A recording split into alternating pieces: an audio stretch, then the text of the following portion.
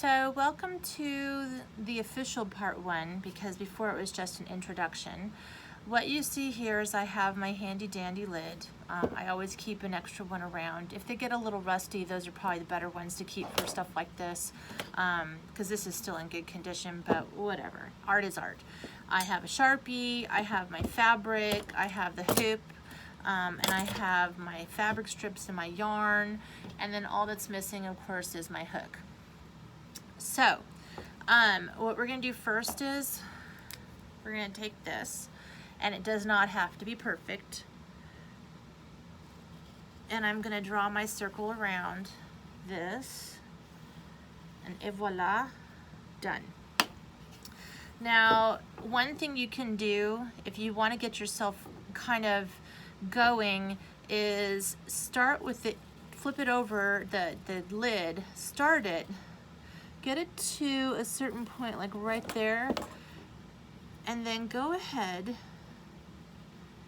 and as delicately as you can, go ahead, and sometimes I have to come back this way. It's not going to be perfect. I don't do perfect.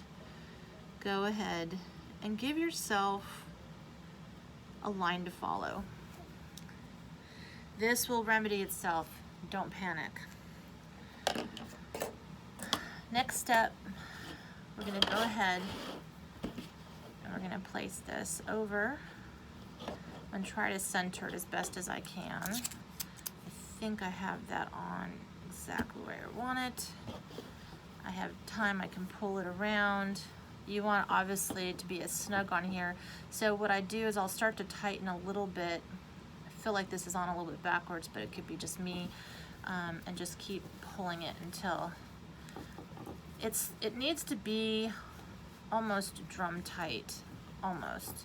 But you also don't want to lose so much of your shape to it. Now, again, it's going to correct itself because the holes aren't moving. They're not going anywhere. All I'm doing is just tightening this down. And because I feel like I'm backwards, and I'm pretty sure I am, I'm going to turn it so that my right hand can actually do the tensioning. Get that on there. And there's still some play in there. Let me see if you can see that. You can see a little bit of the spring. It's not a lot. If you really need to tighten it more, all you have to do is just keep working at it a little bit more, and that's fine. But you want to have some movement in there. I am going to grab myself a hook because unfortunately I left my hook sitting at home in my doodad, my shed, and I'm going to grab a pencil hook. Important to know, but not really, this is considered a pencil style hook. This is considered a ball hook. It has a rounder shaped edge. This is going to be easier to start with. This is just personal preference as you get more comfortable with the motions. If you began as a crocheter, then you understand how to hold the hook. If you are brand new to all of this and tools like this, it's not going to feel natural at first. One of the things that my student did, Anne with an E, which I love to call her that, I'm a big Anna Green Gables fan, very smart woman, a little painter's tape. She took this and she marked it on the top side so that she knew that if she sees this, that's where that hook is. I don't know if you can see right there in the indentation. I'm gonna start with brown. You always work from the bottom side. So I'm gonna hold my fabric. I'm gonna turn this. I'm actually gonna start with my outside.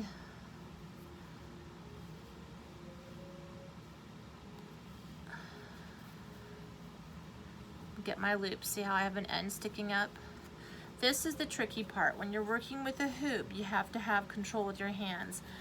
You can grab your fiber. There's different ways. If you're a crocheter, you might feel more comfortable holding it.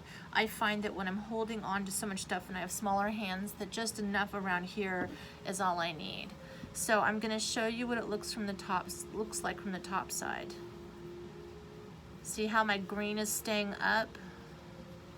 I'm going in and I'm picking up my loop. Now let me show you what it looks like on the bottom side. You see that?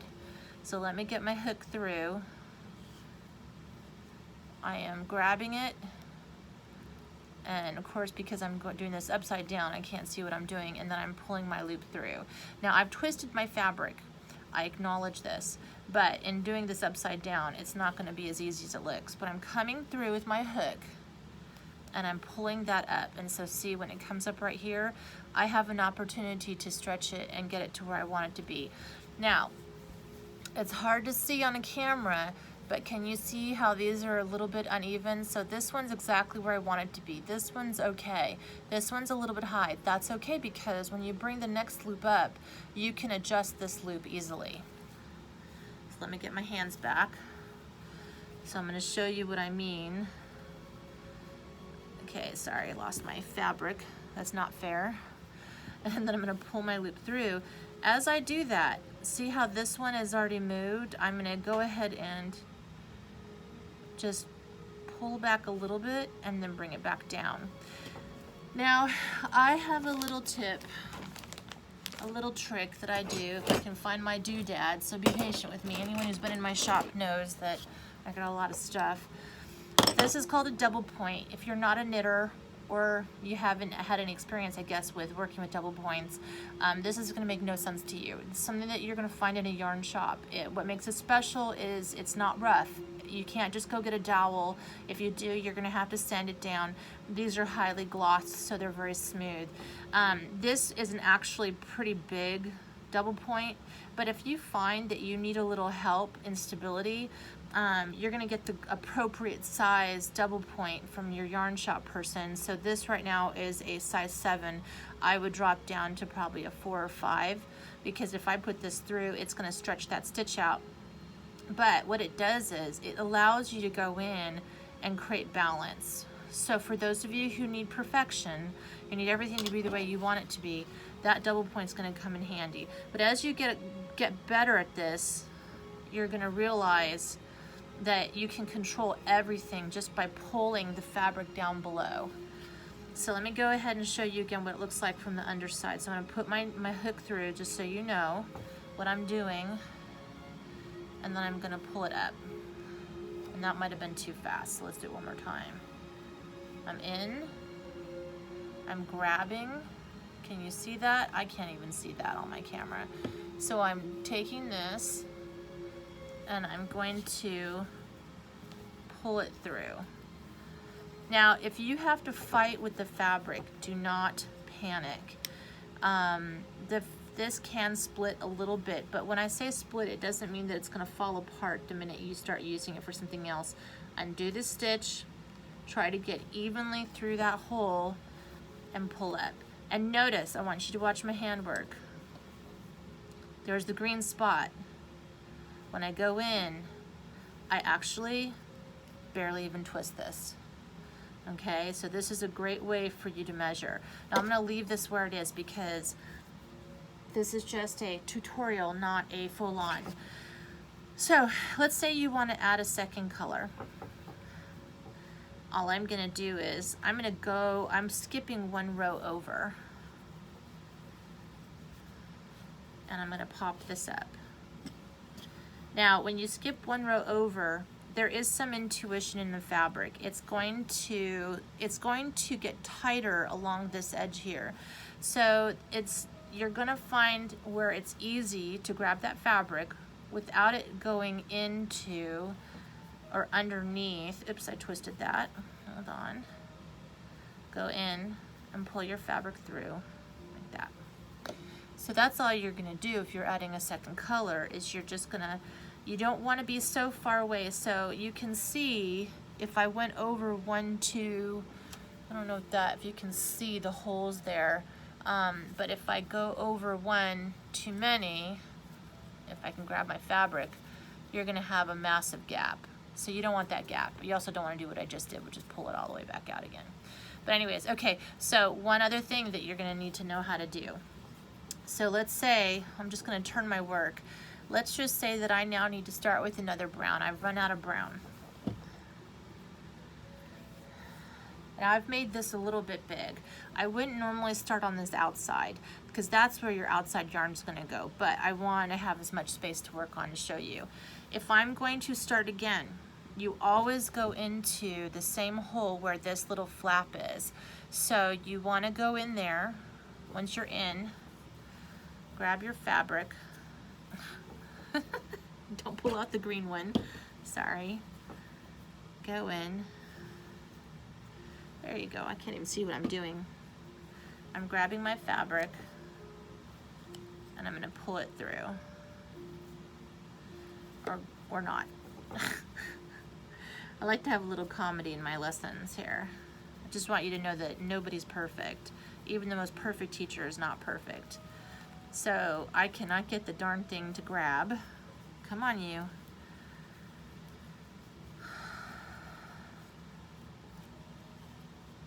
Oh my goodness. All right, let's do it upside down before I go completely insane. I'm in the hole.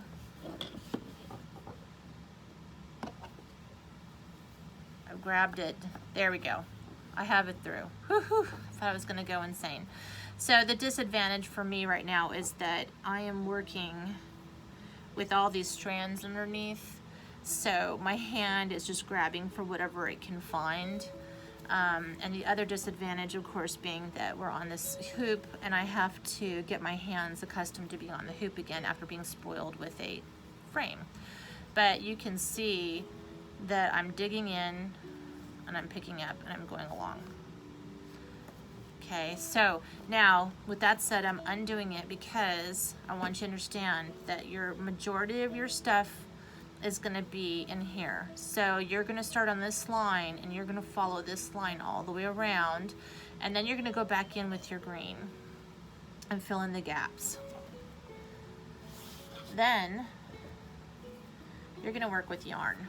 So I'm not going to undo all this yarn because, again, this is a free tutorial and I apologize for being kind of a stubborn person about that, but yarn is very easy. You're going to do the same thing. You're going to pull it through with your hook. You're going to take this, grab your yarn, and pull your loops through. Now this is where I think there should be creative license. It does not have to be the height matching the width, because yarn, especially this particular yarn, you can see is a thick thin. It's not a truly even worsted yarn. It's meant to be woolen. It's meant to be hand spun and fun. So once you get all of your wool fabric on and you go back to do your edge, what'll happen is this will get a little bit more packed in, and then you don't do this green edge until you're done with all of this. So this will actually lock everything in and make it really consistent. Now, if you want it to have a little bit more depth to it, you want to make this packed in a little bit tighter. But if you're first learning how to do this, just try to follow the lines. Try to follow the lines that you created for yourself. And you can see my swirl is actually a little bit backwards. I actually made a swirl probably for a left-handed person, but it doesn't matter because as long as you start on your lines, you're good. Again, try to get that going, get my fabric through, and it's about finding your comfort zone. So I have small hands. I'm gonna get going. And once I get going, my needle's gonna do what I want it to do, and I'm gonna start pulling my loops up. Do not worry about topsy-turvy stitches at this stage in the game. It's a flower, and it's an experience. You're just pulling your loops through. So look at my hands. See my fingers? That's what I'm doing in order to control my fabric. I'm pinching onto it so that I can feel it, but I'm not pulling back on it. Then I'm going to go in. Now this fabric in particular does have a little fringe to it because it's a more open weave, whereas this fabric is much more pre-felt, I guess is the best way to say it. It's been washed enough that it'll be easier to use. But that's pretty much all you do, is you're just going to go in and you're going to build your layers and you're going to get that spiral going. Once I get my hands to actually work for me, this is what happens when you do creative stuff all day long, every day, is your hands don't want to work for you anymore. But you can see, I don't know if I can get this close enough without blinding you, but you can see what I'm doing. Now I'm off by a row here, but that's because I'm trying to show you how I'm putting my needle in. But you can see the layers there. And this will also butt up to it. So that one of the reasons you don't want it really tight next to each other is because if you don't give it some air, it will start to bubble, unless if that's your intention. If that's your intention, then go with it. Otherwise, I think you should just have fun. Maybe draw your spiral in a different direction, like this, but other than that, really, you could go from this way and that way and then build back to this section. There's no law in that effect, as long as you stay within your lines and you don't go beyond this one. Okay, I think that's it for the rug hooking portion. If you have any questions, I do offer classes in rug hooking, so this is just a tutorial. And I hope you enjoy this process and try the next level with me.